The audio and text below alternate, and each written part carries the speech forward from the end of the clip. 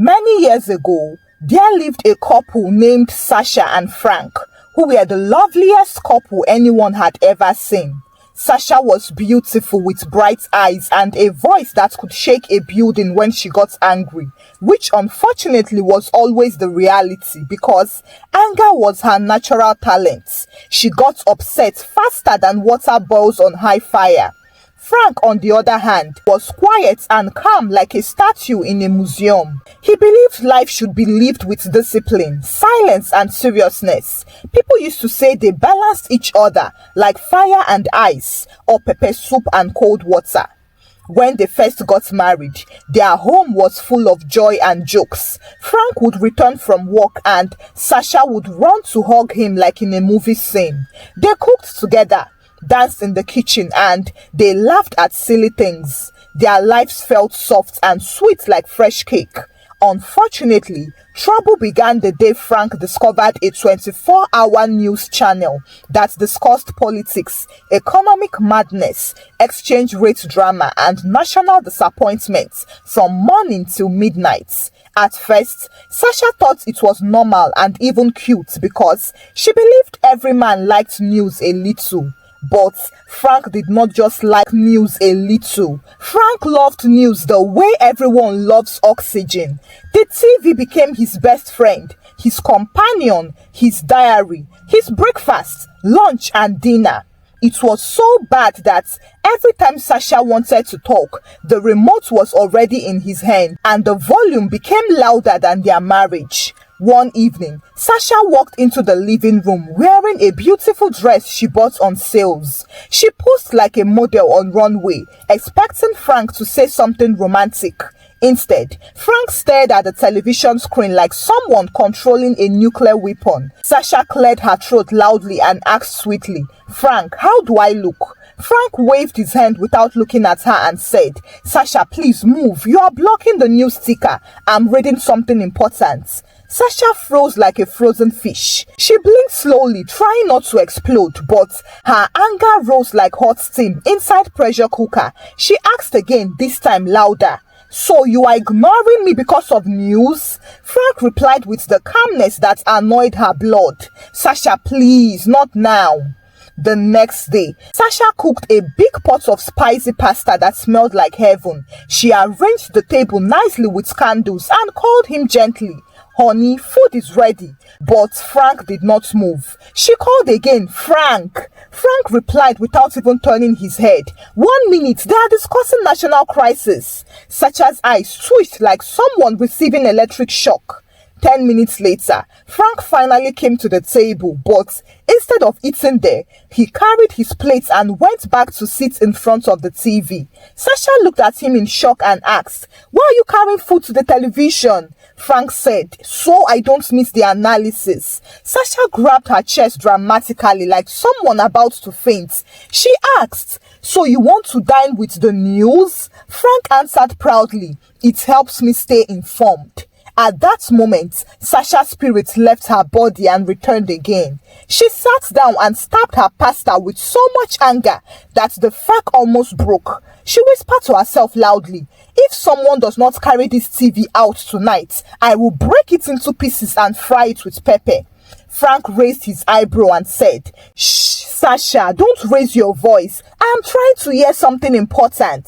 Later that night, when the news entered its 5th hour and Sasha realized she had not heard her husband's voice in 3 hours, she stood up quietly, picked a big pillow, tiptoed behind Frank and whacked him on the head like a mosquito. Frank jumped up shouting, "What is wrong with you?" Sasha shouted back, "What is wrong with me? What is wrong with you and this television? I am losing my mind." Frank looked confused and said, "You are overreacting. It's just news." Sasha pointed at the TV dramatically with a shaking finger. "Exactly. It is just news, but you are acting as if it pays your salary. Is this your side chick?" Frank gasped in shock. Sasha, please, behave like an adult. Sasha widened her eyes and screamed, behave like an adult? This marriage will enter obituary today. The neighbors heard the shouting and turned off their lights to listen properly. Mrs. Tina, their neighbor, whispered loudly through the wall, Frank is fighting with CNN again. Her husband replied, if they break the television, just call me. I want to watch action live. The next morning, Sasha woke up already angry. She was angry at the sun for shining too brightly, angry at the birds for singing too loudly, angry at the toothpaste for finishing too soon, angry at the spoon for falling on the floor, and angry at Frank for breathing too calmly. Frank sat at the dining table reading headlines on his phone, and Sasha stared at him with burning eyes. She said, Frank, if you touch that remote today, I will relocate to my mother's house. Frank looked up and said, let's not fight. I am just checking for updates. Sasha screamed, updates on what? You are not the president. You are not part of the government meeting. Why are you updating your nostrils every day? Frank blinked calmly and said, Sasha, please lower your voice. But Sasha fainted dramatically on the floor like a Nollywood actress. Frank panicked and shook her. Sasha, can you hear me? Sasha opened one eye slowly, pointed at his phone and whispered weakly, turn it off. Frank sighed and turned it off. But 30 minutes later, she heard Frank coughing in rhythm with the TV news intro tune. She sat up with the speed of lightning and stared at the ceiling, wondering if marriage was a trap invented to torture bright women. She muttered to herself, today, I need fresh air before I commit a crime. So, she tied her scarf aggressively, picked her market basket and marched out of the house like a soldier going to battlefield. She slammed the door so hard that the neighbor's dog barked in confusion, and Mrs. Tina shouted from her balcony, Sasha, where are you going to so early? To buy peace if they sell it. Sasha screamed back without even turning around. When she arrived at the market, the place was already vibrating with life, noise and nonsense. Sellers screamed prices like auctioneers. Buyers pretended to leave so they could get discounts. People dragged wheelbarrows as if they were transporting gold, and goats walked around confidently as if they owned the place. Sasha saw a mango seller and rushed to her stand because she needed fruit to calm her nerves. Good morning, madam. How much is one mango? The woman smiled proudly. 500 naira each. Sasha froze like someone hearing her medical diagnosis for the first time. 5 what? 500 for a mango? Did angels harvest it by hand? Did you fly to another planet to pluck it? The woman blinked slowly and said calmly, Madam, exchange rate is high. Sasha dropped her hand dramatically, stretched her neck and shouted, exchange rate? On a mango tree that has been growing in your backyard since the days of Adam and Eve? Do you water it with foreign currency? Does it produce international mangoes with passports?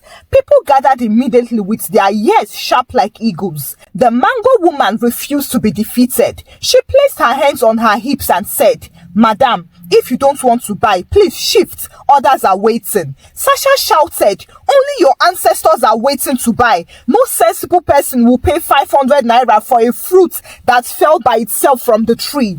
Still angry but refusing to lose, Sasha walked to the fish stand, determined to buy something reasonable. How much is this fish? The man replied, 6,000 naira. Sasha frowned. 6 what? Is it a fish or a scholarship? Did it attend university? The man explained, Madam, fishermen are angry and fuel is high, so the fishes are swimming far away to avoid stress. Sasha grabbed her head and screamed, Hey, so I am paying fuel money for a fish that swam away from responsibility? People watched her as if she was delivering Sunday sermon. An old woman said, My daughter, better leave the fish. Look at me. I now eat sand because food is too expensive. Sasha turned to her. Mama, please don't eat sand. At least let us die with dignity. Sasha moved angrily to the vegetable seller. How much for spinach? The woman said, 2,000 naira for the small bunch. Sasha almost cried out of anger. Is spinach now an investment property? If I plant it, will it grow into real estate? The woman frowned. Madam, please, everything is expensive now. Government matters. Sasha screamed so loud that the birds flew away. Which government? Which matter? Do you people think we are goats? Why is everyone charging as if they are selling diamonds? The entire market went silent. Baby stopped crying. Then a little boy laughed and said, Auntie Sasha is angry again. Everyone burst into laughter except Sasha, who realized she had created another public movie. She looked into her basket. Inside it was only one tomato, 2 onions, and shame. Nothing else. She whispered sadly to herself, I came here to cool my head, but now my brain is boiling more. She sat on a stool and held her head with both hands like someone solving mathematics in hell. When Sasha walked back home sweating, frustrated, and carrying almost nothing, she opened the door and saw Frank still watching the news, leaning forward as if he was part of the presidential cabinet. The TV anchor shouted aggressively about inflation and national confusion, and Frank nodded seriously as if he was inside the parliament. Sasha dropped her basket aggressively. Frank turned and said, Sasha, come and listen. They are explaining why prices increased. Sasha opened her mouth wide like a hungry lion and screamed, Frank, if they like, let them bring Angel Gabriel to read that news. I refuse to listen. I nearly fought a mango seller today because of nonsense exchange rates. Frank paused, blinked twice and said, Sasha, please lower your voice. I am trying to understand something important. Sasha stepped back slowly, held her chest and fumed. Frank, this marriage is becoming a documentary. Frank responded seriously. Please, don't disturb me. I need to stay updated. And that was the exact moment Sasha's brain short-circuited like a faulty generator. She screamed, information without peace is madness. And she collapsed dramatically onto the sofa like someone hit by thunder. Frank sighed deeply, muted the TV and said, we need counseling. But Sasha shouted, we need divorce. Yes, get ready. Next week we are going to court. Frank paused and blinked. You can't be serious. You must be joking. Sasha laughed. All right, watch me joke. The next morning, Sasha woke up still boiling like water in a kettle. She looked around the house and everywhere felt noisy, even though it was silent. She saw the TV remote sitting quietly on the table like a guilty criminal. And she hissed so loudly that even the remote felt attacked. Frank approached her carefully like someone walking near a lion that was not yet fed. Sasha, please, can we talk about last night? Sasha slowly turned with her eyes blazing like firewood flame. Frank, talking to you is like talking to breaking news. It never ends. Frank sighed and attempted patience. Sasha, I know things are tense, but divorce? Isn't that extreme? Sasha gasped dramatically. Extreme? Frank, you chose inflation over your wife. You chose exchange rates over your marriage. You chose political chaos over peace in your home. Divorce is not extreme. Divorce is survival. Frank blinked twice. Okay, we can go for counseling. Sasha scoffed. You think we need counseling? Frank, we need deliverance. We need spiritual shock absorber. Even angels are tired of my shouting. Frank rubbed his forehead. Sasha, please, don't make permanent decisions from temporary emotions. Sasha screamed. My emotions are not temporary. They are permanent residents in this house. Frank held her shoulder gently. Please, calm down. But Sasha pushed his hand away as if she was swatting mosquitoes. Calm down. I've been calm since inflation went from nonsense to stupidity. She stormed into the bedroom and grabbed her bag aggressively. Frank slowly followed behind, thinking maybe she was packing clothes for a short break.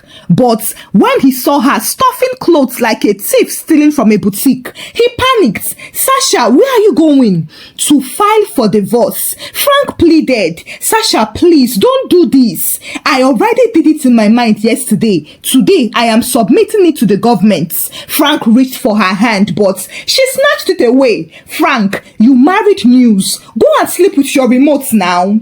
Frank's mouth dropped open. Sasha marched out like a soldier going to battle and took a taxi to the nearby courts. At the courthouse, she walked to the reception desk and spoke dramatically. Good morning. Please, where do I apply to collect my peace and cancel my marriage? The clerk blinked twice.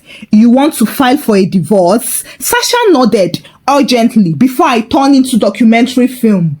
The clerk handed her the forms and Sasha signed with the speed of a hungry woman collecting food stamps. 2 days later, Frank heard a knock on the door and opened it to find a court messenger holding a brown envelope. Are you Mr. Frank Ojo? Frank nodded. Yes. The messenger stretched forth the envelope. You have been served. Frank opened the envelope slowly and his eyes widened. Divorce hearing this Friday? The messenger nodded and walked away like a professional heartbreak distributor. Frank sat on the couch, staring into space, and for the first time in his life, he muted the television by himself without Sasha nagging. What have I done? On the D-Day, the courtroom was full. The moment Sasha and Frank walked in, everyone adjusted their seats as if they were about to watch a blockbuster. The judge sat and looked at both of them like a tired teacher dealing with two stubborn children. He tapped his desk and said slowly, "This court is now in session. State your case." Sasha jumped up like someone bitten by an insect and began talking. "Your Honor, I want divorce. I am married to the television instead of a man. Frank loves bad news more than he loves me. He wakes up with headlines, eats with commentators, sleeps with analysis, and he has turned our marriage into breaking news 24/7. I am tired. I want my life back before I go to an early grave." The courtroom gasped loudly. The judge then turned to Frank. "Mr. Frank, do you have anything to say?" Frank stood slowly like someone defending the national constitution. "Your Honor, I believe staying informed is important. Knowledge is power. I was only trying to understand the situation of the world so I could protect my family better." Sasha clapped dramatically. "Protect which family? You can't even tell the difference between salt and sugar anymore because you are married to global collapse." The judge closed his eyes and breathed deeply as if he was regretting his career choice. He asked Sasha, "Madam, have you tried communicating calmly?" Sasha responded dramatically. "Calmly? I have begged. I have cried. I have screamed. I've lost weight, lost peace, lost dignity, and I'm nearly losing my mind." Frank muttered, "She exaggerates everything." Sasha shouted, "Exaggerates? Frank, last week I fell down in the kitchen and you did not even notice because you were watching breaking news about vegetables." The whole courtroom burst into uncontrollable laughter and the judge banged his gavel. "Order, order! This is a court, not a comedy club."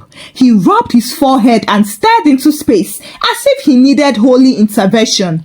After long questioning, the judge finally delivered his verdict. "This court will not grant divorce at this time." Everyone gasped. Sasha's eyes almost fell out. The judge continued, "Marriage is not a radio you switch off when the signal is poor. I hereby grant a 1-year separation. You will live apart. Focus on healing, counseling, and communication. After 1 year, if you still want divorce, the court will consider it. Until then, you are not free to break this marriage." Sasha shouted, "1 year? Your Honor, I might die before then." The judge replied, "You will not die, you will learn." Frank looked relieved but sad. Sasha grabbed her bag angrily and stormed out of the courtroom while the crowd followed behind her like fans chasing a celebrity. Sasha moved into her sister's apartment. At first, she felt free. She slept with silence. No television screaming doomsday updates. No Frank analyzing the economy. And no arguments over remotes. However, after some days, she discovered silence could be louder than noise. She tried to enjoy herself, but every Everything annoyed her because her anger had become a permanent roommate. She threw insults because, according to her, the kettle was taking too long to boil. And she shouted when her sister's cat walked too slowly. "Why are you walking like that? Move with purpose." Her sister held her head in frustration and said, "Sasha, I think you need therapy, holy water, or maybe even both." Meanwhile, Frank stayed at home alone. He cooked by himself, missed the sound of Sasha shouting, and then he realized that the TV noise was not comforting anymore. He started talking to himself like a lonely old man. "Sasha would have insulted me for burning this toast." And suddenly, he understood that he did not just lose a wife, he lost joy. One day, Sasha went to the market again, hoping to find comfort, but instead, she met another disaster. The mango seller greeted her. "Good afternoon, madam. Mango is now 800 naira each." Sasha stared at her silently for 5 seconds, but instead of shouting, she laughed a loud, unexpected, and uncontrollable laughter.